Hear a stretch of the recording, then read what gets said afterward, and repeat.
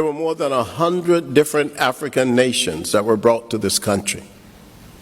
Who are these people?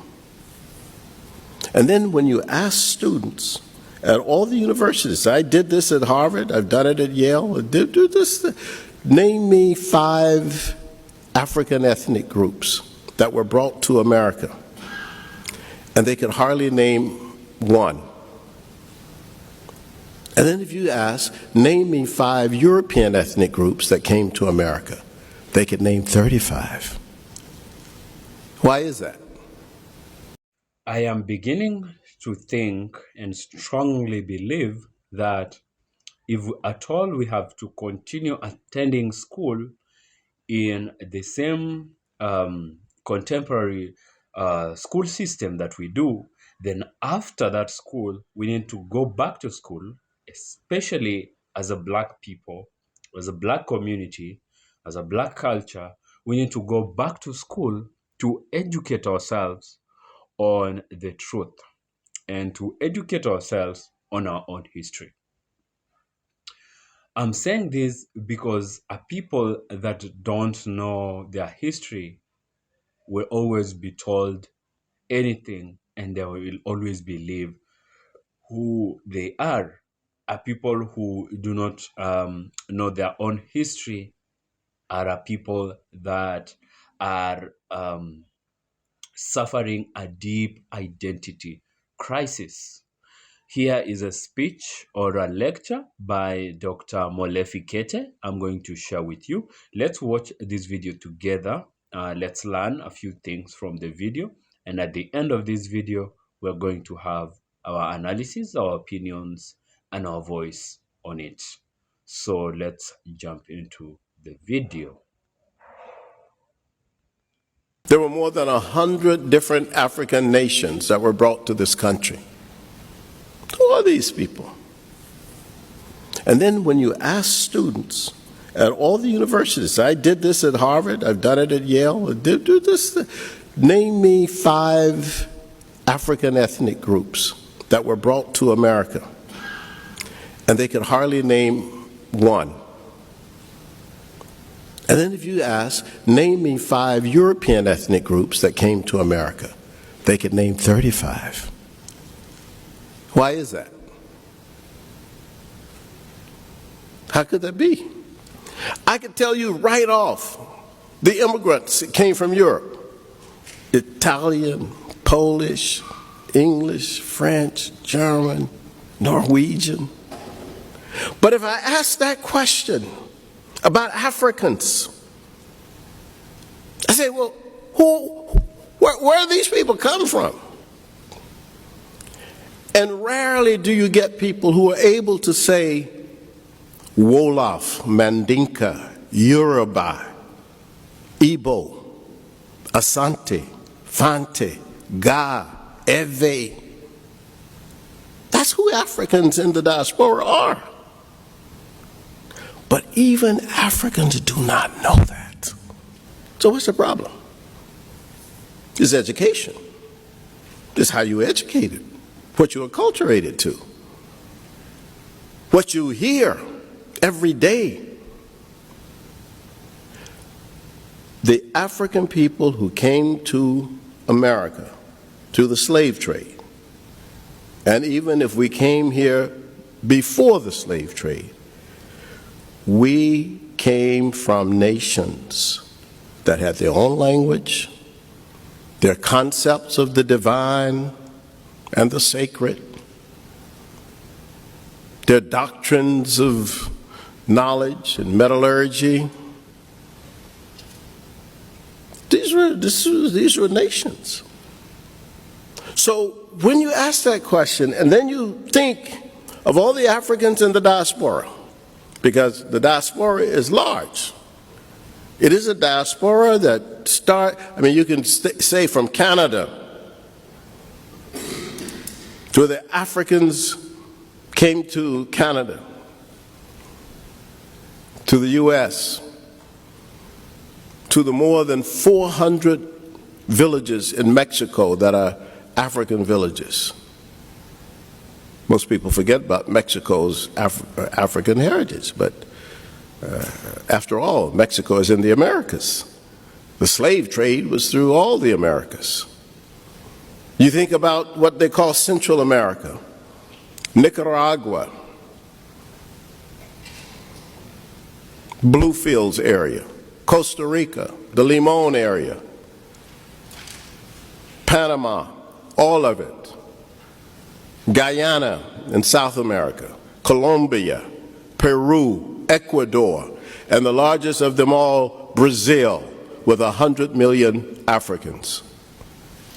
That's twice as many as are in this country. So you ask yourself, what happened? You see? Why is it that the people among whom we live don't know and we don't know? You know what? We're educated. But if our education doesn't at least let us know our current realities, we are really miseducated. And our orientations are wrong. So when I developed Afrocentricity, I was teaching at the State University of New York in Buffalo. And it was the winter of 1977, one of the worst winters in Buffalo. We had a blizzard, a major blizzard that lasted for about 5 days in Buffalo. And I started reflecting and thinking about the condition of African people and about the knowledge about African people in America. And it occurred to me that one of the things that is fundamental is that when we were taken from the continent of Africa and brought here on the slave ships, we were taken off of all of our terms. Here's what I mean. To a large extent, we lost our religion. We lost much of our language. We lost much of the knowledge that had accrued on the continent of Africa for thousands of years. We lost our connection with ancestry. We were taken totally off of turn. We even lost our concept of what was beautiful and what was good. Because we saw so much that was not good and not beautiful. And we could not really understand what had happened to us. That's the reality of the African experience. Not just in the United States, in the Americas. And I've traveled throughout all these countries. It's the same situation. I gave a speech like this last year or 2 years ago in Medellin, Colombia. It's the same with the black people in Medellin, or with black people in Cali or Buenaventura in Colombia. Colombia is 30% black, African. And you have the same issue that I'm talking about. The moving of African people off of their terms and to placing us fundamentally, almost without a voice, on European terms. It is commonly said that until the lion is able to narrate the story himself, then all the stories will always glorify the hunter. Until we are able to tell our own history, to write our own history, then what is going to be known of us will always be as it has been told falsely by the imperialist and the colonialist. Now, what Dr. Molefi is putting across here is that we need to ask ourselves this profound question, and that who is to blame for this, for what is happening, for where we are today as a people. And what is to blame here is the school system, the education system, and partly ourselves for not being able to write our own story, our own history. See, I often say that Africa and African culture, African languages, African beliefs, African spirituality far more backdates the invasion of the white people into Africa. We had Africa thriving, progressively thriving before the arrival of the colonialists. But they came and twisted our story and our history, told our history from their perspective, and told our history in a way that favored them. Uh, we need to, as Black people, to know that our history is part of our identity. When we don't know our own history, we are suffering a huge identity crisis. This is very evident, especially with Black people existing outside of the continent of Africa, and especially in places that are majorly being ruled and controlled uh, by white people. For example, the Black minorities in Europe, the descendants of African people in the United States, such people are very vulnerable to suffering identity crisis far more than the people in the continent of Africa. But I'm not saying that those in a continent are any better, because still the education system as it exists, even in a continent of Africa, was that very same one that was left, that is a legacy of colonialism. We have to rewrite history. We have to tell our own stories. We have, see, this grouping of, see, the only thing we don't realize as Black people is we are so diverse amongst our own selves, very, very richly diverse. But from the eyes of the white people, they group us as just one common, same Black person. And we need to tell our stories. We need to tell our diversity, about our diversity. We need to enjoy our own different languages, different tribes, differences in beliefs, in customs, in our spirituality. We need to tell about our spirituality before they brought here Christianity, before the Arabs brought their Islam. Africa existed spiritually as well, as in all other fronts. So there is a problem. And what we have, I say once again, is a legacy of colonialism.